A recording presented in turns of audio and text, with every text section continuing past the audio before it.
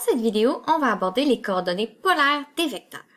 Donc, pour donner les coordonnées polaires d'un vecteur, il suffit de connaître juste sa grandeur et son orientation.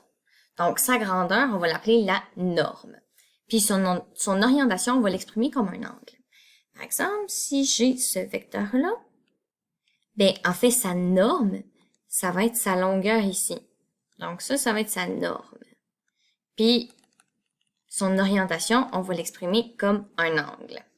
Et d'ailleurs, l'angle qu'on va nommer, on va toujours assumer que c'est un angle qui est par rapport à l'horizontale, puis que comme les angles trigaux, il est positif si l'angle s'en va vers le sens anti-horaire, puis qu'il est négatif si il s'en va dans le sens horaire. Donc, par exemple, un vecteur comme ça, ben, sa norme, ce serait toujours sa longueur ici. Et son orientation, en fait, si je dessine ça ici, si on la veut positive, ce serait cet angle-là. Et si je veux donner un angle négatif, ben, ce serait celui-là. Donc là, lui, il serait négatif.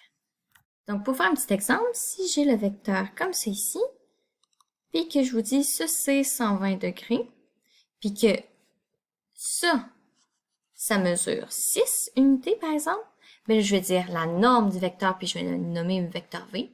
La norme du vecteur V, qui s'écrit, on fait comme une double barre de chaque barre du vecteur, c'est égal à 6, puis son orientation, donc son angle, est égal à 120 degrés. Donc, c'est 120 degrés calculés à partir de l'horizontale, bien sûr, et en sens anti-horaire.